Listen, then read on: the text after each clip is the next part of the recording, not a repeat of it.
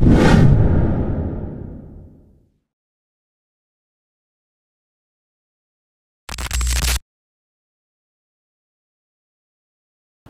hari Kamis dalam Pekan Suci terdapat perayaan Ekaristi ganda. Pertama, perayaan pagi yang disebut Misa Krisma. Namun jika karena alasan pastoral tidak memungkinkan, misalnya kesulitan bagi para imam untuk berkumpul pada hari ini, karena jarak yang sangat jauh, karena luasnya wilayah keuskupan, maka Misa Krisma bisa diajukan harinya namun harus mendekati Paskah. Ini diatur dalam surat edaran Kongregasi untuk Ibadat Ilahi berkenaan dengan perayaan Paskah dan persiapannya nomor 35. Yang kedua, perayaan malam, yakni Misa Perjamuan Malam Terakhir atau disebut Misa Kamis Putih dengan warna liturgi putih. Kita mulai dengan yang pertama, Misa Krisma. Apa yang khusus, apa yang spesial dari perayaan ini? Misa Krisma diadakan hanya satu kali, dan perayaan ini hanya dirayakan di katedral, yaitu tempat kedudukan uskup, meskipun dimungkinkan karena alasan pastoral untuk merayakan di tempat lain, sebagaimana diatur dalam surat edaran nomor 36. Bahkan, uskup sendirilah yang memimpin perayaan tersebut bersama semua imam di keuskupan sebagai tanda persatuan. Dalam misa tersebut akan dilakukan pembaharuan janji imamat yang diucapkan oleh para imam pada saat tabisan. Setelah homili, uskup pertama-tama menyapa para imam, meminta mereka untuk meneguhkan penyangkalan diri mereka demi penyerahan hidup dan pelayanan kepada Tuhan.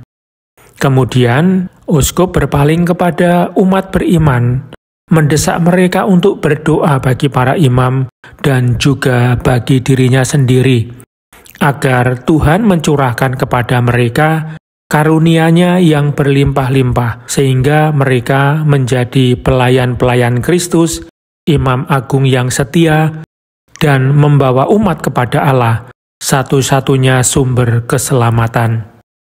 Semua bertema sekitar imamat. Mengapa? Karena malamnya kita akan mengenangkan Ekaristi pertama yang dirayakan oleh Yesus, yang dengan perjamuan Paskah Yahudi, kenangan akan keluaran dari Mesir bersama murid-muridnya melembagakan atau menetapkan cara baru dalam menjadi seorang imam. Memang Yesus tidak perlu mempersembahkan kurban setiap hari, seperti yang dilakukan imam-imam besar pada zaman Perjanjian Lama, karena Ia telah melakukan hal itu satu kali untuk selama-lamanya, ketika Ia mempersembahkan dirinya sendiri. Karena itu, imam adalah orang yang bertindak sebagai perantara antara Tuhan dan umat. Kita tentu masih ingat Musa yang membawa 10 perintah Allah kepada bangsa Israel. Orang yang mempersembahkan kurban artinya imam terpilih. Yesus adalah imam baru dalam hubungan baru dengan Tuhan, sebagai perjanjian baru yang diadakan atas dasar kasih. Dia adalah imam besar kita, bukan karena keturunan jasmani. Bagi orang Yahudi hanya keturunan Lewi, orang Lewi yang dapat menjadi imam, tetapi karena kuasa hidup yang tidak dapat cacat. Tetapi agar kabar baik dan iman dapat diteruskan sepanjang abad, maka Yesus sendiri pada perjamuan terakhir setelah membasuh kaki berkata kepada murid-muridnya, "Aku telah memberikan suatu teladan kepada kamu, supaya kamu juga berbuat sama seperti yang telah kuperbuat kepadamu." Inilah mandat yang diberikan Yesus kepada para rasul. Dengan demikian, kita dapat memahami betapa besarnya tanggung jawab yang dipikul para gembala kita. Dalam Injil Lukas bab 4 ayat 18-20 dijelaskan tentang apa yang harus dilakukan oleh seorang imam. Roh Tuhan ada padaku, sebab Ia telah mengurapi aku untuk menyampaikan kabar baik kepada orang-orang miskin, Dan Ia telah mengutus aku untuk memberitakan pembebasan kepada orang-orang tawanan dan penglihatan bagi orang-orang buta, untuk membebaskan orang-orang tertindas, dan untuk memberitakan tahun rahmat Tuhan telah datang. Karena itu para gembala mewartakan keselamatan, dan ia melakukannya setelah ditabiskan, yaitu dipilih oleh Allah dengan minyak krisma, minyak yang digunakan sebagai tanda sakramental dalam tahbisan imamat. Dalam misa inilah konsekrasi atau pengudusan minyak krisma dilakukan. Artinya kuasa Allah diserukan dalam minyak krisma itu sendiri. Dan pemberkatan minyak-minyak lainnya, minyak katekumen dan orang sakit, yang kemudian akan diberikan kepada setiap komunitas atau paroki-paroki di keuskupan setelah misa selesai. Minyak-minyak ini diberikan pada saat-saat penting dalam kehidupan seorang Kristiani. Minyak krisma atau sakrum krisma digunakan dalam sakramen baptis, sakramen penguatan, dan tahbisan. Sementara minyak katekumen atau oleum catechumeniorum atau oleum sacrum digunakan dalam upacara pendahuluan baptis atau calon baptis atau katekumen sebagai tanda kekuatan Kristus yang membantu mereka melawan kejahatan dan mempersiapkan diri menerima sakramen. Dan yang terakhir, minyak orang sakit atau oleum infirmorum yang digunakan untuk mengurapi orang sakit. Minyak ini menjadi sarana rahmat dan penyembuhan rohani, kadang juga jasmani, serta penguatan bagi orang sakit berat atau dalam bahaya maut. Oleh karena itu, kita umat beriman pun turut terlibat. Kita dipanggil untuk ikut memikul tanggung jawab para gembala kita dengan menolong mereka, baik secara konkret maupun dengan doa-doa kita. Lalu yang kedua adalah perayaan perjamuan malam terakhir atau misa malam Kamis Putih. Injil Yohanes merupakan Injil yang kaya akan simbol-simbol, gambaran-gambaran yang sekilas tampak jelas, namun sejatinya perlu direnungkan, didoakan, dibaca berulang-ulang dengan seksama, sehingga simbol maupun gambaran-gambaran tersebut dapat memberikan cahaya dan pesan yang mendalam bagi kehidupan kita. Pada hari di mana gereja mengenang dan menghormati penetapan Ekaristi, serta mandat imamat kepada para murid, teks yang dipakai dalam liturgi malam Kamis Putih adalah menurut Injil Yohanes, tidak berbicara tentang Ekaristi, tetapi tentang Yesus yang membasuh kaki murid-muridnya. Namun kita tahu bahwa penginjil Yohanes sendirilah yang menyampaikan sabda Yesus tentang roti hidup. Akulah roti hidup yang telah turun dari surga. Jikalau seorang makan roti ini, ia akan hidup selama-lamanya. Dan roti yang kuberikan itu ialah dagingku, yang akan kuberikan untuk hidup dunia. Dalam perkataannya itu, Yesus secara gamblang berbicara tentang dirinya, tentang daging dan darahnya, dengan kata lain tentang seluruh pribadinya sebagai roti kehidupan. Maka kita harus bertanya pada diri kita sendiri, mengapa Yohanes tidak menyertakan dalam perjamuan terakhir kisah tentang penetapan Ekaristi yang kita temukan di dalam Injil Sinoptik dan yang disampaikan Santo Paulus kepada jemaat di Korintus, sebagaimana terdapat dalam bacaan kedua, sebagai sebuah tradisi yang terpadu. Kita diundang untuk melihat tindakan Yesus membasuh kaki, lebih dari sekedar tindakan kerendahan hati yang dangkal, melainkan perwujudan kasih sampai akhir dengan menyerahkan seluruh dirinya. Injil Yohanes memberitahu kita bahwa Yesus tahu saatnya telah tiba. Ungkapan ini berarti bahwa Yesus tahu bahwa ia akan menghadapi momen yang sangat menentukan di dalam hidupnya, yakni ujian ketaatan kepada Bapa. Marilah kita mencoba menyelami adegan yang diceritakan Injil, saat yang sangat penting dalam kehidupan Yesus dan para pengikutnya. Mengingat perjamuan Paskah yang mendahului penderitaan, kematian, dan kebangkitannya, maka Yesus menghabiskan makan malam itu dalam konteks keintiman yang bersahabat dengan umatnya sendiri, para murid yang juga adalah sahabat-sahabatnya. Kita tentu ingat ketika iblis mencobai Yesus dan tidak berhasil. Dikatakan bahwa ia pergi untuk kembali pada waktu yang tepat. Dan inilah waktu yang tepat itu.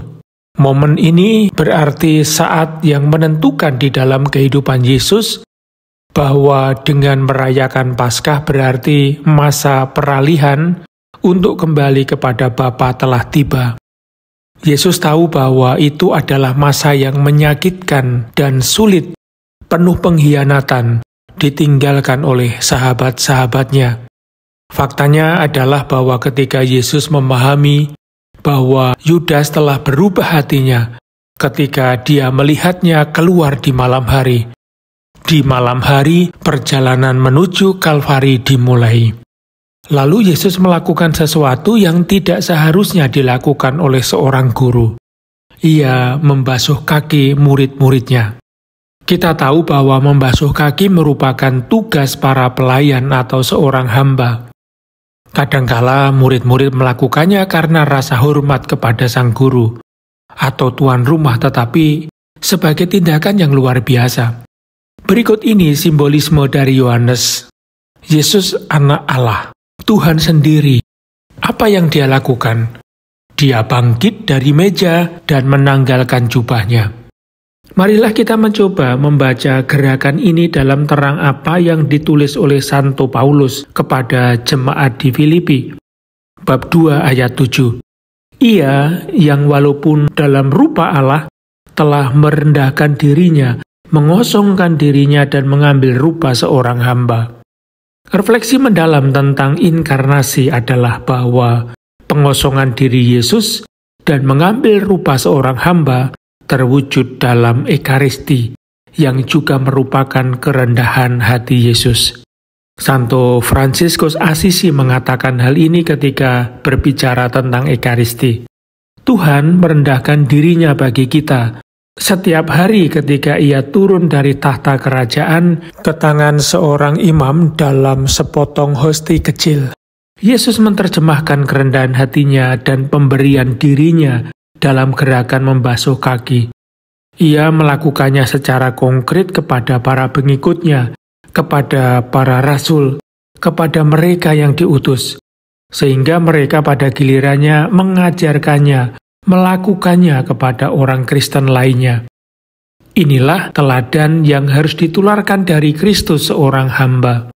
Rasul Petrus mewakili seluruh komunitas apostolik dan pada akhirnya mewakili kita masing-masing. Dia tidak mengerti sikap sang guru. Sama seperti Ekaristi, tidak mudah diterima. Bahasa ini sulit, siapa yang dapat memahaminya?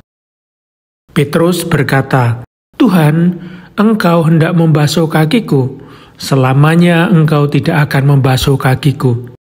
Petrus tidak menyukai kenyataan bahwa Tuhan itu rendah hati, bahwa ia menyerahkan dirinya, bahwa ia menerima jalan salib. Petrus sudah pernah mencoba mendorong sang guru ke jalan lain sebelumnya, ketika Yesus berbicara tentang penderitaan dan kematiannya. Kiranya Allah menjauhkan hal itu darimu ya Tuhan. Yesus telah menegurnya dengan keras pada waktu itu. Enyahlah iblis, engkau hanya memikirkan apa yang dipikirkan manusia dan tidak memikirkan apa yang dipikirkan Allah. Kali ini Yesus tidak menegur Petrus, tetapi mencoba membuatnya mengerti tindakannya. Jika kamu tidak masuk ke dalam logika pelayanan ini, kamu tidak dapat mengikuti aku. Jikalau aku tidak membasuh engkau, engkau tidak mendapat bagian dalam aku. Maka sang guru hendak membuat para murid mengerti segala sesuatu yang akan terjadi selanjutnya. Pemberian dirinya, kerendahan hati yang sukarela, kasih terhadap manusia yang kotor, berdebu, dan terluka dalam perjalanan melalui sejarah dan juga rencana perjalanan bagi para murid. Apa yang telah aku lakukan, kamu juga harus lakukan, yakni saling membasuh kakimu. Apa artinya?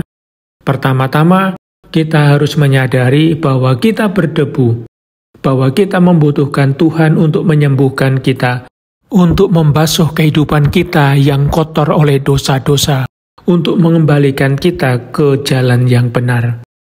Lalu gerak-gerik atau tindakan Yesus memberitahu kita bahwa Dialah yang pertama mengasihi kita tanpa menantikan kasih kita. Bukan kita yang sujud, melainkan Dia yang mengenakan celemeknya dan datang kepada kita untuk membasuh kaki kita. Kasih karunia Allah mengejutkan dan melampaui pemikiran kita. Setelah kita mengenali keterbatasan, kebutuhan kita, menyambut kasih Allah yang memerdekakan kita dan juga menyelamatkan kita, pada gilirannya kita pun dapat melakukan hal yang sama kepada saudara-saudari kita, menyambut mereka dengan luka-luka mereka, menolong mereka berjalan, menyembuhkan mereka, menyemangati mereka, menemani dan menolong mereka menghadapi saat-saat sulit. Dari mana kita menemukan dan mendapatkan kekuatan itu semua? Pada diri Yesus di dalam Ekaristi. Ia berkata, "Aku menyertai kamu sampai akhir zaman." Dan karunia penyertaan atau kehadirannya tersebut adalah dalam Ekaristi. Dari situ, yang kita terima dan harus kita terima dengan penuh kesadaran, perhatian, dan persiapan. Kita memperoleh kekuatan untuk melangkah maju, mengenakan celemek kita, dan melayani gereja serta saudara-saudari kita. Selamat memasuki Tri Hari Paskah atau Tri Hari Suci. Tuhan memberkati.